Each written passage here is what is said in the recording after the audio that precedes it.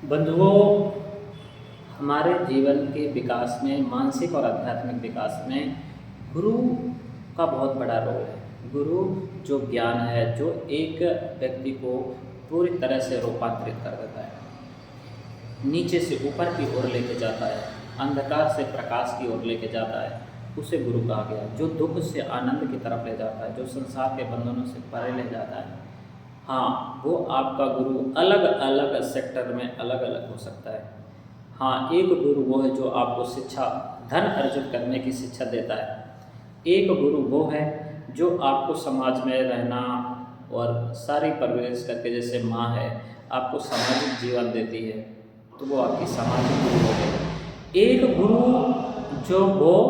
जो आपको संसार से परे लेके जाता है, उसे आध्यात्मिक गुरु कहा गया है। जो अंधकार से आपको प्रकाश की ओर ले जाता है, आपके मन को प्रकाशित करता है, आपको आनंद से भरता है, उसे आध्यात्मिक गुरु कहा गया है। तो सबसे मनुष्य के जीवन में अगर देखें तो सबसे ज़्यादा बड़ा जो रोल है वो अलग अलग चरण में सभी गुरुओं का है। माँ सामाजिक बनाती है, माता पिता संसारिक बनाते हैं, क्योंकि संसार की संरचना ही ऐसा कुदरत ने बनाई है। फिर उस शिक्षा, धन अर्जित करने के लिए स्कूल में जो शिक्षा गुरु होते हैं वो हमारे होते हैं गुरु। लेकिन उसके बाद, ये सब कुछ होने के बाद हमारे जीवन में शांति और आनंद नहीं आता। क्यों? क्योंकि जब तक सत्य से आपका परिचय नहीं होगा, तब तक आपको आनंद और शांति कभी मिल ही नहीं सकती। तो बड़ी सीधी सी बात है कि शांति और आनंद की जो स्रोत, जो खोज है, वो हमारे बताते हैं आध्यात्मिक गुरु। शांति और आनंद आपके अंदर ही है, लेकिन माया के विकारों के कारण इस कबर से ढकी हुई है कि खो गई है। कैसे? जैसे आपका हीरा गिर गया हो एक कूड़े के ढेर में और ऊपर से उसको धूल कवर कर लेती है, अब आपको हीरा दिखाई नहीं देगा। ऐसे ही मनुष्य के जीवन में जो जीवन है, आत्मा शांति और आनंद स्वरूप है, लेकिन भव रूपी सागर का जो विकार है, जो माया की प्रकृति है, वो मनुष्य के जीव आत्मा को ऐसे ढक लेती है, मानसिक रूप के कबर से ऐसे ढकती है कि आत्मा का प्रकाश बाहर निकल ही नहीं पाता। जब बाहर प्रकाश नहीं निकल पाता तो मन के विकारों के कारण मनुष्य पूरे संसार में ही बाहर भटकता रहता है।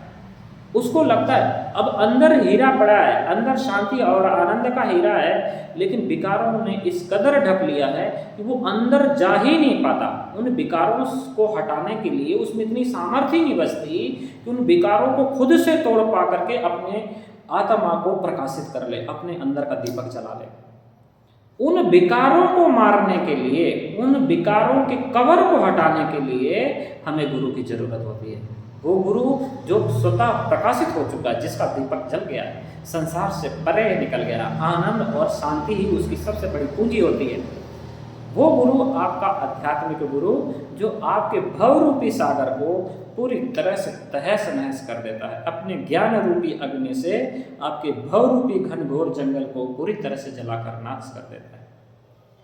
तो गोस्वामी तुलसीदास जी महाराज सबसे पहले गुरु की वंदना क्यों करते हैं?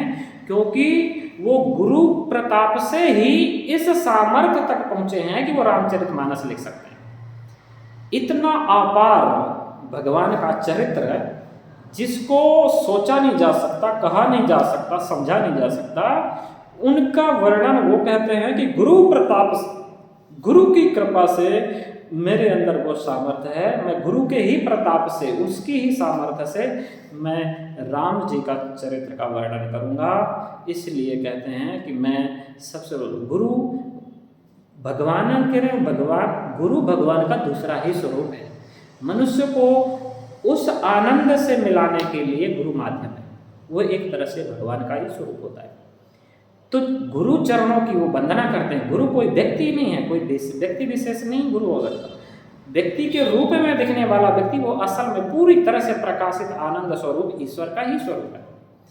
तो गोस्वामी तुलसीदास जी गुरु जी की वंदना करते हुए कहते हैं, बंदम गुरु पद पदुम परागा, सूरज सुबास सरस अनुरागा, अमी मूरी मैं विचारु, समन सकल भौरुज परिवारु। सुकति संभूतन विमल विभूति, मंजुल मंगल मोद प्रसूति।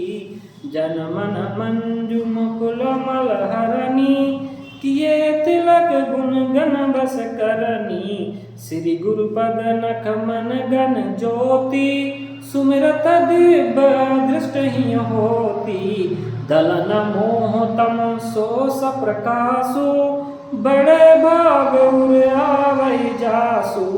उघरहि विमल बिलोचन ही के, मिटई दोष दुख भव रजनी के।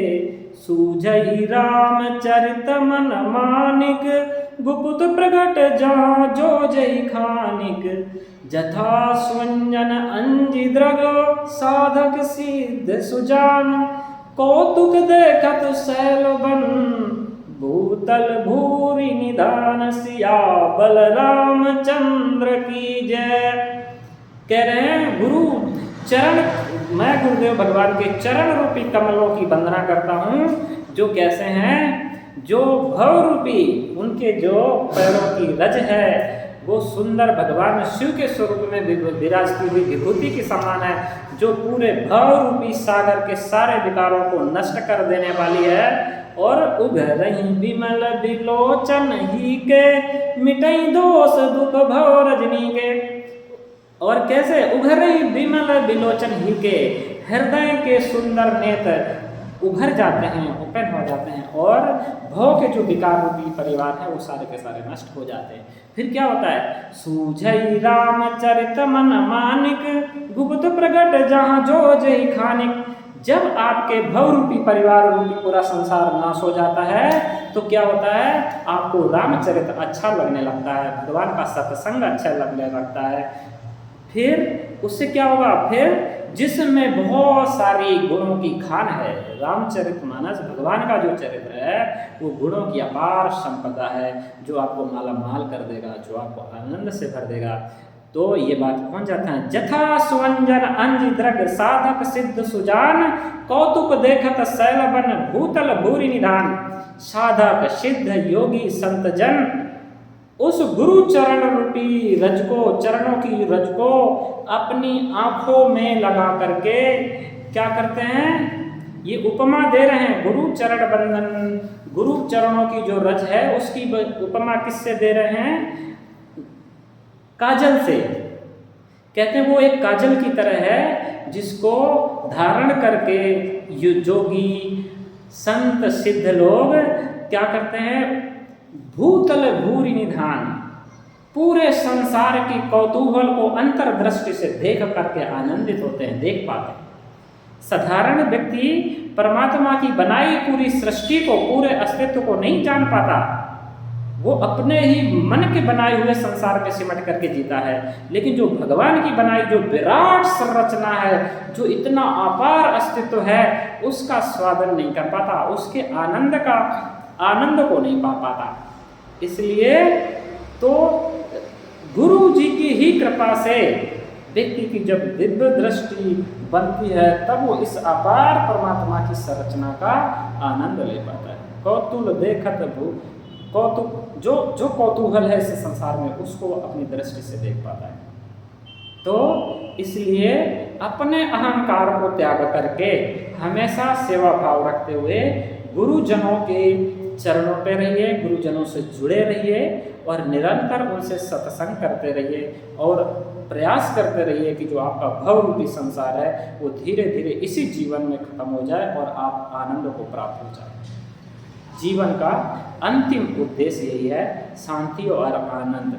शांति और आनंद, जो परमानेंट आनंद है, वो आपको सत्संग से मिलेगा। आपकी आध्यात्मिक शक्ति जितनी जगेगी, आप जितने आध्यात्मिक होंगे, आप उतने ही आनंदित होते चले जाएंगे।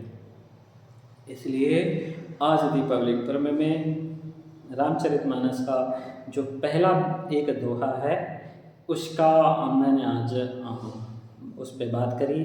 सो आज के दिन से गुरु महाराज भगवान स्वरूप होते हैं और वो हमारे मन के विकारों को हरें और हमें अंधकार से प्रकाश की ओर लेके जाएं। इसलिए अपने अपने गुरु जी को प्रणाम करते हुए आगे बढ़ते हैं। आज से मैं कोशिश करूँगा कि आज की दीपावली से अब मैं आपको एक एक दोहे का डेली मैं एक मेरा फेवरेट जो है वो रामचरितमानस है और मैं अपने गुरुकुल में रहता था तो मैं रामचरितमानस से हमेशा जुड़ा था।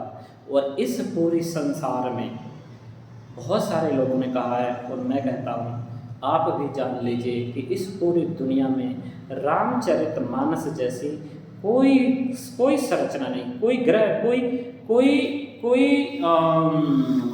बुक नहीं है, आप कोई ग्रंथ नहीं है पूरी दुनिया में।